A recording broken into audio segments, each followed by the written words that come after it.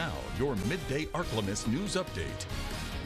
Good afternoon. Thanks for tuning in to NBC News Daily. I'm Jay Levat with your Midday Ark-La-Miss update. Authorities say that around 10:30 Tuesday night, they received reports of shots fired on Rowland Street. Keelan Bell was taken into custody, and it was discovered that he and his family member had gotten into an altercation over a female. The altercation ended with the family member being shot and killed. We spoke with residents who told us they are concerned with the rise in crime, with this being the 5th reported shooting in the past month. The Franklin Parish Sheriff's Office is urging members of the community to get involved with stopping the violence, saying, "We need members of our community to come forward if they are aware of individuals carrying weapons to solve their problems." They believe it will take a community effort to lower the amount of crime. Bell has been charged with second-degree murder, and the investigation is still ongoing. In this morning's crime alert, a 30-year-old man was arrested after being found in the woods with a 10 and a 13-year-old. The arrest happened on Wednesday at the Brady Ball Park in West Monroe. 2 children were seen walking into the wooded area around the ballpark. That's where police found Terrence Taylor with the children. Throughout the investigation, the police discovered Taylor and the 13-year-old had been communicating and exchanging nude pictures. Taylor allegedly admitted to the 2 meeting in the woods to have sex. The investigation is still ongoing in this case. For a full list of Taylor's charges, visit myarklamiss.com. 2 police chiefs and a former police chief face federal charges in an alleged scheme to keep hundreds of illegal immigrants in the state.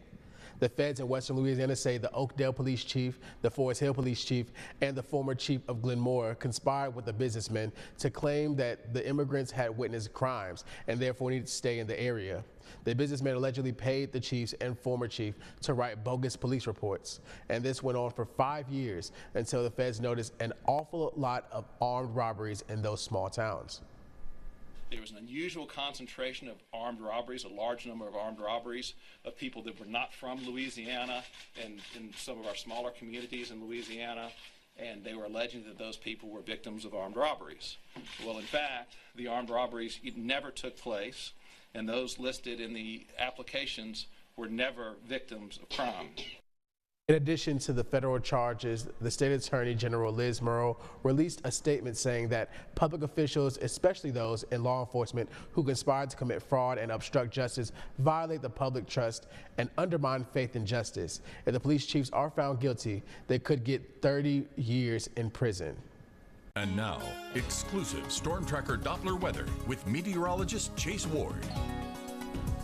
We are expecting scattered showers and thunderstorms pop up for later on this afternoon and evening as a tropical low kind of slowly makes its way northward, and we'll possibly see some excessive rainfall rates for a lot of our southern parishes lying south I-20 corridor from Jonesville to Gina down into Grant and Wynn Parish. So just be careful. Low-lying areas will be at the most vulnerable spots for the excessive rainfall we can see from this low, and more scattered activity will kind of continue throughout parts of Friday and also heading into this weekend as the low will be kind of nestled over the Ark-La-Miss. But by next week, we'll start to gradually see some clearing, and then temperatures will be on the climb. But the good news is, at least for now, temperatures will slightly drop a little bit for tomorrow and for parts of the weekend. But tonight we're going to fall to mid-70s. A few storms linger, and clouds will be increasing overnight.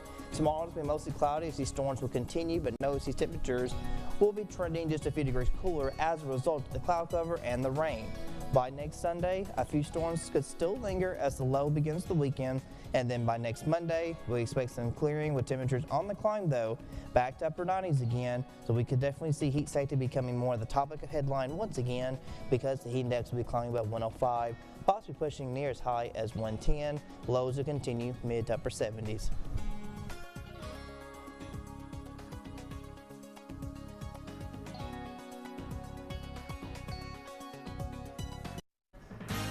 That's it for your midday update. Stay cool, stay hydrated. NBC News Daily continues.